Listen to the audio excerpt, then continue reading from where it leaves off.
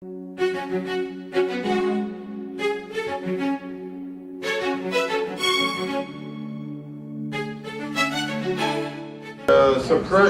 of the Knights Templar, or the Templars. I guess you've all read the Da Vinci Code. You might have seen the movie National Treasure. The Templars are a staple of the people who go off on these occult fantasies. So there's all sorts of things that have been written about the Templars. All sorts of things. It's one of the most used myths that we see on these different occultist type subjects. One of the authors that I was reading, he claimed that the Templars had found a huge, this is very common, they found a huge treasure underneath Temple Mount in Jerusalem, and that the greatest one of those, they had found the Shroud of Turin, they had found the True Cross, they had found the menorah from the Ark of the Covenant, but they had also found the embalmed head of Jesus, and they were worshiping that. That was the one author. So, wild stories of buried treasure on Temple Mount. It's a common staple. We see it. We hear it a lot. We want to look here a little more historically at who the Templars were, how they were founded, and how they were suppressed. Then I'll look a little bit at the myth afterwards.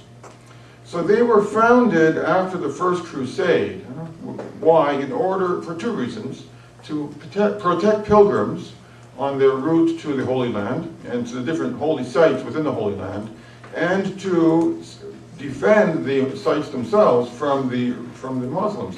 As we mentioned in the talk on the Crusades, after the First Crusade, most of the knights who had gone went home, and there were very few left to defend the holy places.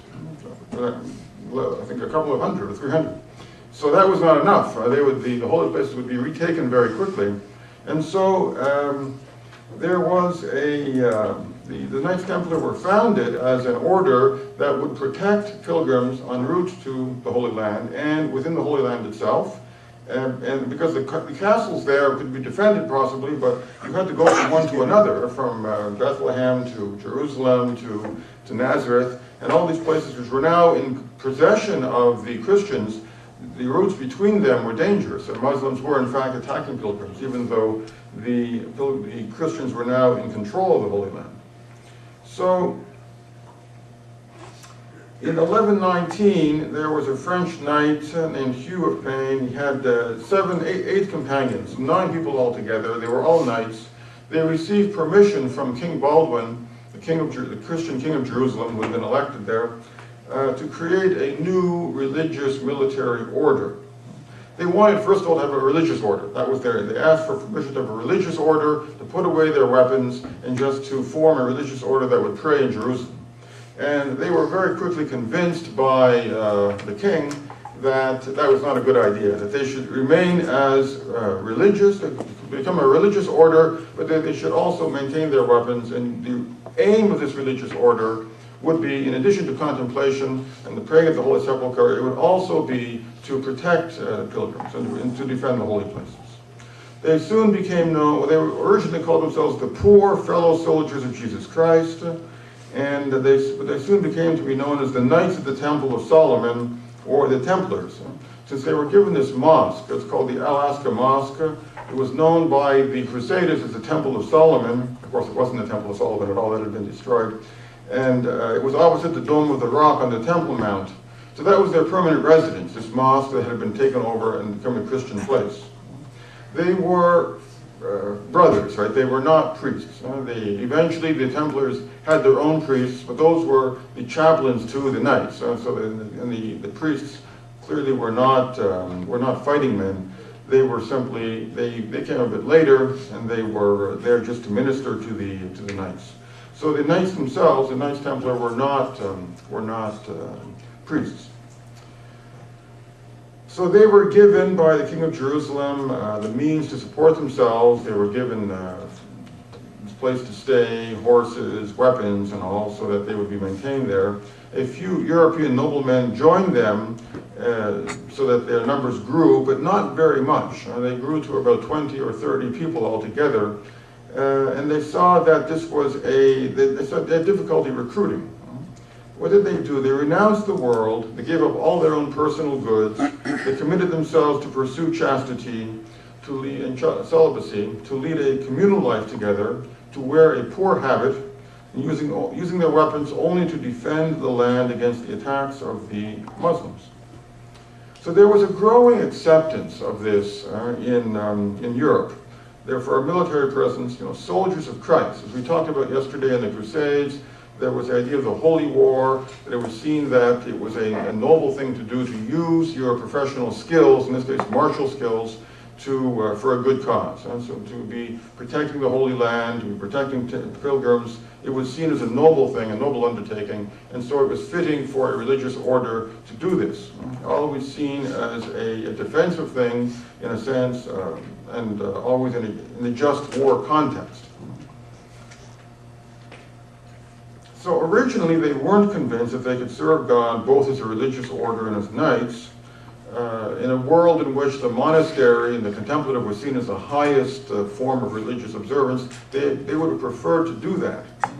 But as they were convinced by the king that this was really needed. There were lots of monks who were praying, but there were very few people who were willing to put their swords at the defense of the Holy Land, so they were called upon to do that.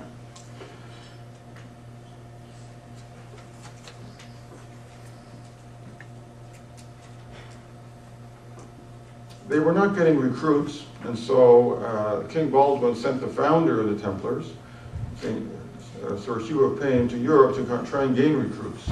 And while he was there, he met up with St. Bernard, and St. Bernard was the most famous cleric of the day. He had an enormous prestige in Europe. He was a great, great saint. He was by far the most famous person in Europe at that time. And he met with him, and St. Bernard drew up a rule for the Templars. And by doing that, and by giving his prestige to the Templars, he encouraged recruitment to that, then that changed everything. And there were thousands of people then who flocked to the banner and to become Templars. So it was the influence of St. Bernard in Europe at that time, around 1127, 1128, that's what made the difference. In that rule, he called for spiritual purity, an intense focus on cultivating a monastic lifestyle. So that was the first priority for the Templars. So they had a military identity, but above all, they were to be contemplatives, and they were to be people who prayed. And they were also going to wield their sword in favor of God, but that was not their primary motive, according to St. Bernard and according to their rule.